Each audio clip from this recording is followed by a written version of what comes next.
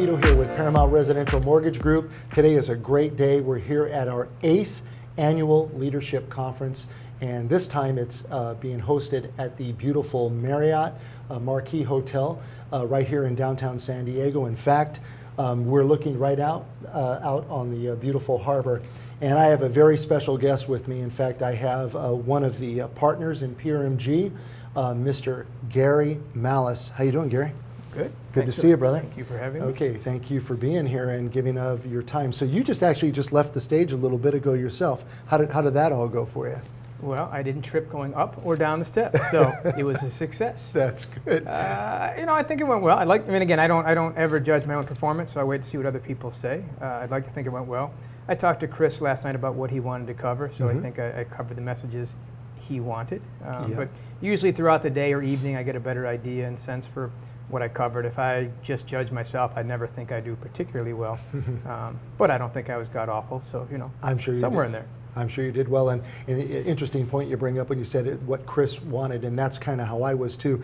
I didn't come up with my own topic. I was literally saying, this is what I want you to talk about. And sometimes that's not that easy to do, especially if you think a certain way, you have your own ideas. So here's what we're going to do. I'm just going to kind of hit you with a couple quick questions, and then we can talk about other things. So from your perspective, can you just kind of describe what leadership is all about, kind of, maybe from your perch? Yeah, I think it's a combination of things. I think from the ownership standpoint, it's obviously a chance to show people the resources and effort we put towards their success, which I think is essential. I think it's hard to see sometimes long distance. Right. From my perspective, personally, it's a way to show people that if we say no to something, we give reasons why, Correct. Which I think is essential. But I think the best part is the one-off conversations. I think there's a lot of people, if they're like me, they don't want to ask in front of a big group. In the end, you're presenting towards people, so you're kind of talking at them. So I do think that, in between the game tonight or other, random one-off moments is where you get some of the best color, or people have follow-up questions, and you better learn what your presentation could have covered or what it didn't cover, or gives you ideas for the next chance you have to speak. So I think, everybody learns from each other.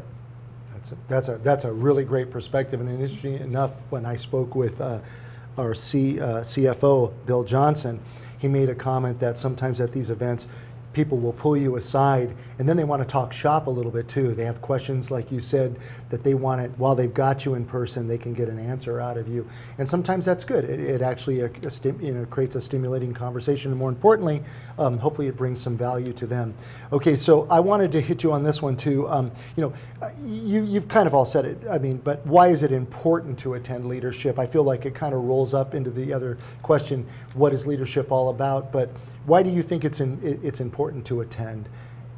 Well, again, I think, look, if you just took the presentations in a vacuum, I guess you could do it on Zoom. And so, again, I think the essential pieces are the breaks and the downtime. I think some of the panels tomorrow, the next 2 days, will be very useful. Again, if you don't collaborate at some point, then there really is less value. And so I think that if you look at the team that created the conference, I think they've done a nice job of blending speaking opportunities, but also collaborative time and some downtime. And I think ultimately, we have some branches that perform better than others, let's be honest. Of course. And I think they need to learn from each other.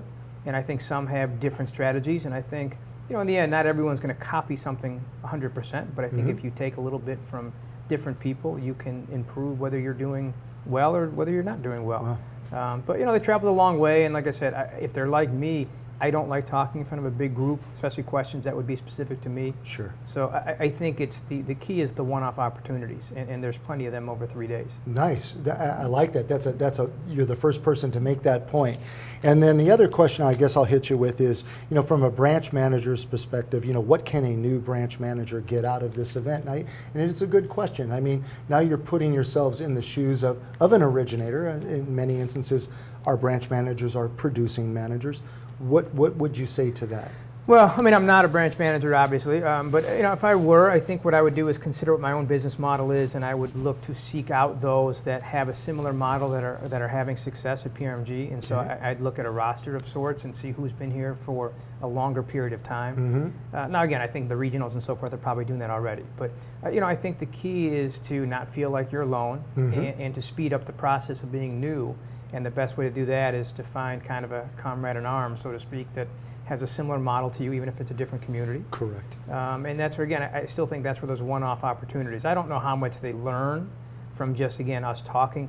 You know, as Paul says, I think that's more, not you, Paul Rozo. Gotcha. I think that's more about giving confidence that they have joined the right place and that they're thinking along the right lines in terms of both short and long term. But I still think for branch managers, the key is to find ones that are similar to them, or if they need to, if their model's not working, finding ones where they can pivot a little bit to a different one. And so that's where, to me, that's what I'd be looking for is people that have been at PRMG for a while and that are successful and what can speed up their indoctrination process.